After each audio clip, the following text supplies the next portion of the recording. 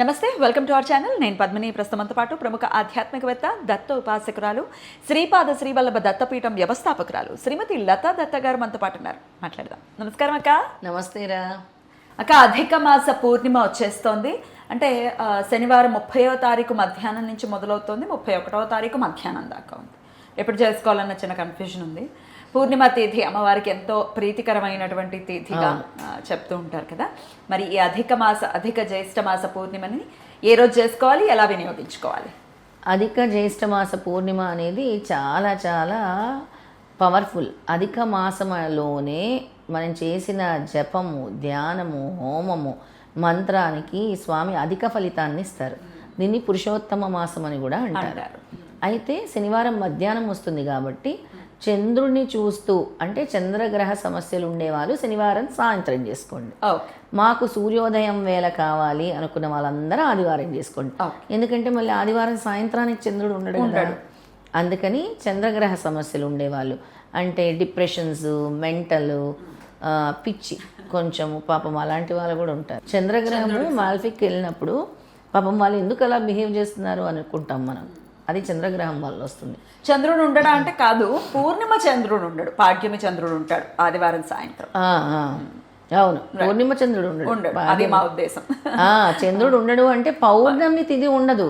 అదే పౌర్ణమి తిథి ఆదివారం ఉండదు. అంతే. చంద్రుడు తప్పకుండా ఉంటాడు, కానీ పౌర్ణమిని చేసుకునే వాళ్ళు brain related problems, mind related problems, చీకటిలోనే ఉంటామన్న వాళ్ళకి వెలుగుని తీసుకొచ్చేది చంద్రుడు. కాబట్టి ఆర్ఘ్యాన్ని తెల్లని పాల చుక్కతో ఆర్ఘ్యం విడిచిపెడతారు. వెండి గిన్నెలో తీసుకోండి, రాగి పాత్ర కంట ఒక వెండి గిన్నె తీసుకోండి, అందులో పాలు వేయండి, నీళ్ళు వేయండి, తెల్లని పుష్పాలు వేయండి, ఓం సోమాయ నమః అని ఆర్ఘ్యం విడిచిపెట్టండి. తర్వాత నైవేద్యంగా పాలు పెట్టండి, అలాగే మిశ్రీ పెట్టండి. మిశ్రీ తెల్లటిది కదా, ఆ మిశ్రీ మీరు కొంచెం తీసుకోండి, తర్వాత చీమలకి వేయండి ఆ మిశ్రీ కూడా. అది సాయంత్రం చేసుకునే విధానము. ఇక మర్నాడు ఉదయం సూర్యోదయంకి మనకి ఆ రోజు ఆదివారం వచ్చింది. సూర్యుడు చంద్రుడు ఉంటేనే జీవితంలో వెలుగులు ఉంటాయి. ఒకవేళ సూర్యుడు ఉదయించకపోతే చీకటిగానే ఉంటుంది, బ్రతికే లేదు. అలా చంద్రుడు రాకపోతే నిద్రే ఉండదు, చీకటే ఉండదు. అందుకే ఇద్దరు మనకి ప్రత్యక్ష దైవాలు, ఇద్దరి కలయిక వస్తుంది మనకి ఆదివారం రోజు. అధిక ఫలితాన్ని ఇచ్చే రోజు కూడా ఆ రోజే అనమాట. ఆ రోజు చేసే దాన ధర్మాలకు కూడా విశేషమైన ఫలితం ఉంటుంది. అందుకని మీరు గోధుమ పిండితో చపాతీలు చేసి, లేదా గోధుమ పిండిని దానం చేయండి. గోధుమ పిండిని బ్రాహ్మణులకు కానీ, గుడిలో దేవాలయాల్లో కానీ, పీఠాల్లో కానీ, వృద్ధాశ్రమాల్లో కానీ, అనాథాశ్రమాల్లో కానీ చేయండి. అలాగే 7 చపాతీలు చేసి ముక్కలు చేసి కాకులకు వేయండి. కాకులకు వేస్తే చాలా మంచిదన్నమాట. అలాగే ఆవులకి తినిపించండి, లేదా 7 చపాతీలు చిన్న చిన్న పిల్లలు ఉంటారు కదా, వాళ్ళని పిలిచి పెట్టండి చక్కగా. అలా పెట్టినా మంచిదన్నమాట. తర్వాత మీరు ఒక ప్లేట్లో రాళ్ళుప్పు తీసుకోండి. ఇది లక్ష్మీ ప్రాప్తి కోసం చెప్పే మంత్రము. జ్యేష్ఠ మాసంలో విష్ణుమూర్తికి ఇష్టమైన పవిత్ర దీపాన్ని చెప్తున్నాను. మహావిష్ణువుకి, లక్ష్మీదేవికి ఇద్దరికి ఇష్టం. ఈ దీపం పేరు పవిత్ర దీపం. అవును, చెప్పండి. ఈ దీపం పేరు పవిత్ర దీపము. స్వామికి ఎంతో ఇష్టం. ఇది పద్మ పురాణంలో చెప్పారు, స్కాంద పురాణంలో కూడా చెప్పారనమాట దీని గురించి, ఈ దీపం గురించి. దానికి ఓ స్తోత్రం కూడా ఉంది, నేను చెప్తాను మీకు.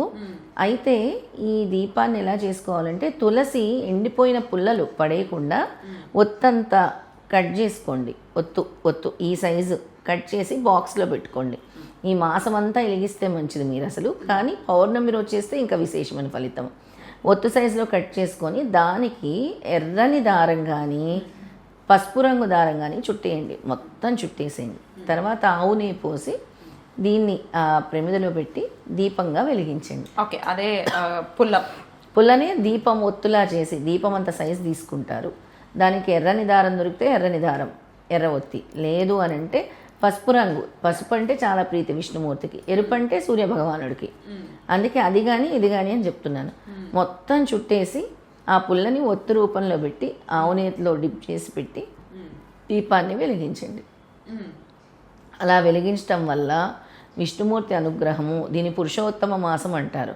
ఓం పురుషోత్తమాయ నమః, ఓం పురుషోత్తమాయ నమః అని నామజపం చేయండి 108 సార్లు. స్వామి అనుగ్రహం తప్పకుండా లభిస్తుంది. చాలా సంతృష్టి చెందుతారు విష్ణుమూర్తి. ఎందుకు సంతృష్టి చెందుతారు అనేది నేను మీకు చెప్తాను. అలాగే దీనికి స్వామి ఏం చెప్పారంటే, తులసీ కాష్ట జాతేన దీపేన మధుసూదనం ఇహ కరోతి నరః ప్రజ్ఞ తస్య పుణ్యం అనంతకం. ఈ దీపం వెలిగించడం వల్ల మీ పుణ్యము అనంతం అవుతుంది అని చెప్పారనమాట.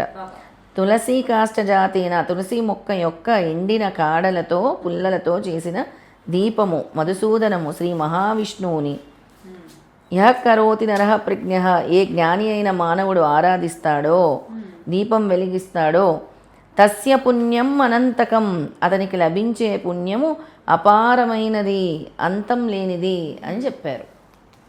ఎవరైతే దానికి ఈ స్తోత్ర రూపంలో స్వామి తెలియజేశారు. అందరూ జపించుకోవాల్సిన మంత్రం ఓం పురుషోత్తమాయ నమః, లేదా అమ్మవారిది కూడా కావాలంటే ఓం శ్రీం శ్రీం శ్రీం మహాలక్ష్మియే నమః. ఓం శ్రీం శ్రీం శ్రీం 3 సార్లు. 3 సార్లు ఓం శ్రీం శ్రీం శ్రీం మహాలక్ష్మియే నమః, లేదా ఓం శ్రీం శ్రీం శ్రీం కమలవాసిన్యే నమః. ఓకే, అద్భుతం. ఖచ్చితంగా ఇది చేసుకుని లక్ష్మి యొక్క అనుగ్రహాన్ని పరిపూర్ణంగా పొందాలి మన వాళ్ళు, సంతోషంగా ఉండాలి. ఎందుకంటే ఆర్థిక సమస్యలతో ఇబ్బంది పడేవాళ్ళు అనేకం ఉన్నారు. వాళ్ళందరూ వాళ్ళ కష్టాలన్నీ గట్టెక్కాలి అమ్మవారి దయతో అని మనస్ఫూర్తిగా కోరుకుంటూ చాలా చక్కగా తెలియజేశారక్క. కృతజ్ఞతలు. నమస్కారం అక్క. నమస్తే.